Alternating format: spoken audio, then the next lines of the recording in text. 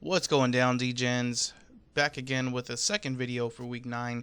This one's going to be super quick, guys. Just want to go over some topics with you real quick. So number 1 is going to be the cumulative score, right? And this is, we have our grading algorithm, our coaching grading, and that's more the coaching input, right? Are they calling passes? Are they calling runs? Are they effective? Are they doing it in the right time? What's the DVOA score of these things? Are they being successful? Do they have a high success rate? All that stuff. And that is more the coach, right? What plays is he calling? What decisions is he making? Where is this team being led from game to game, right? Like what's the style of the individual coach? So that's number 1. That's what we go off of a lot.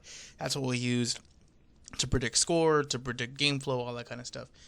This cumulative score is more of like a power ranking, but the reason I'm keeping it now, and the reason that I start keeping it around middle of the season, like week 8, week 9, is it's just something that, yes, we can refer to throughout the season, and yes, we can use it to at least somewhat guide your decision, like in the regular season, just normal matchup, right?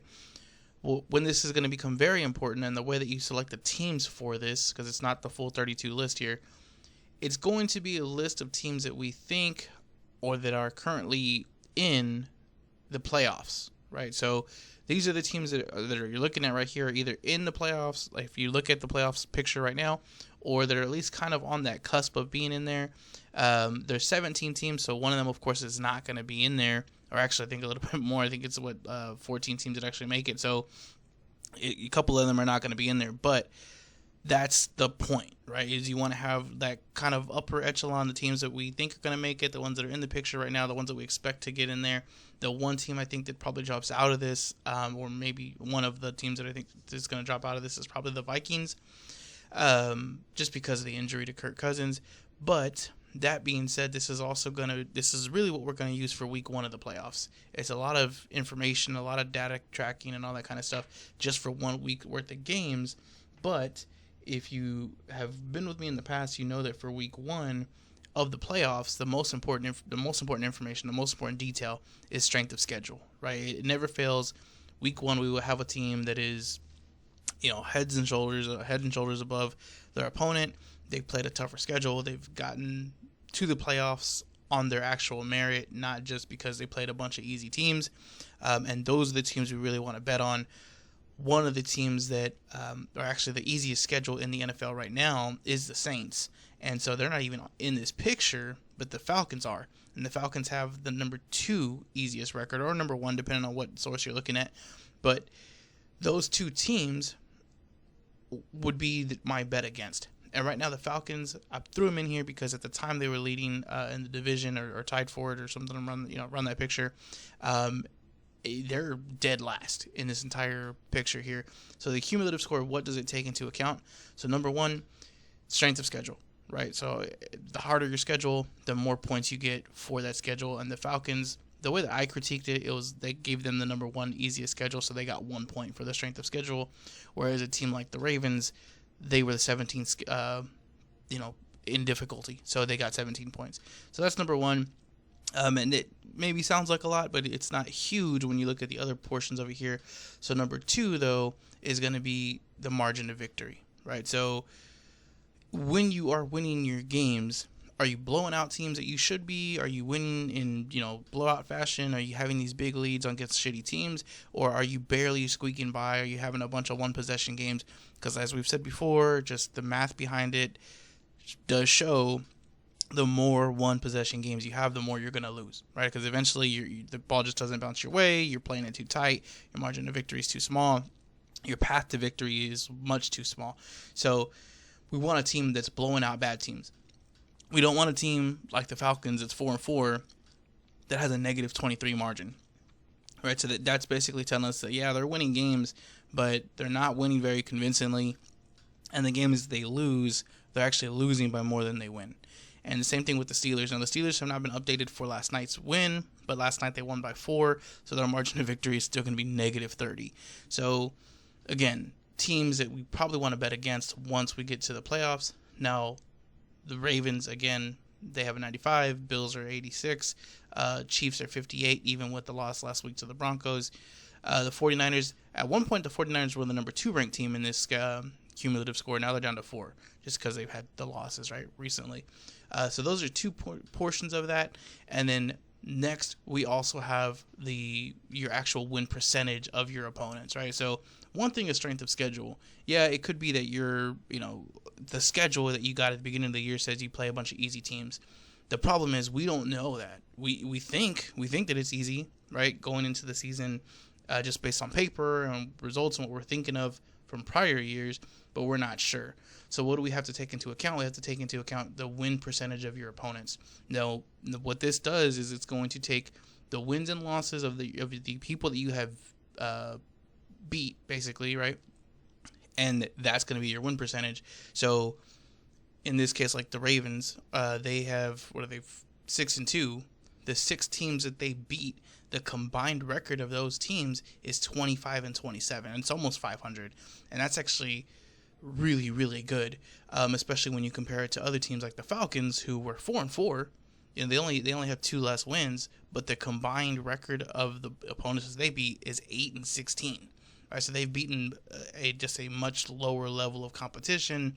It's a 33% win record for the teams that the Falcons have beat, whereas the Ravens are beating people who have about a 48% win record.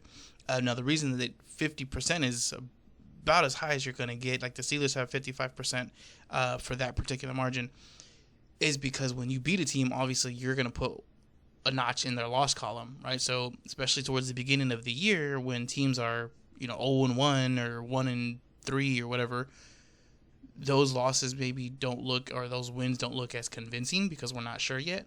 As we get further and further into the season, though, this is going to become wider and wider gap because you're going to have teams that have beaten, a team like the Chiefs, right, or the Dolphins or whatever, that are 6-2, and so their win record's going to go way up.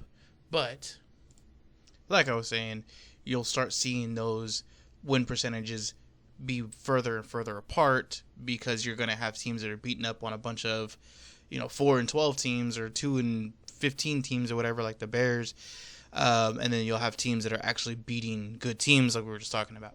So that's number 1. Just take a quick look at this, screenshot it, do whatever you got to do. This, like I said, may be a deciding factor if you really want to bet on one of these high profile games, right? Like if you're betting on the Chiefs Dolphins this week, the Chiefs would be my pick. And that's strictly just based off of this. The DVOA portion may say something a little bit different. This here, though, is at this point in the season for 2 teams that are able to adjust and 2 teams that we think can make kind of not just adjustments, but counter adjustments, in-game adjustments, stuff like that. This is going to be the part that's going to distinguish it just a little bit more.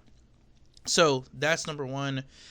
Number 2, though, I did want to go over, there we go. Sorry, I had to refresh that. The under-over performance. So the DVOA grade the grade that we give them, right, the coaching grade, is one thing. And we have an expected points and that variable or kind of output from all the numbers that we put together. And then we have their actual points per game.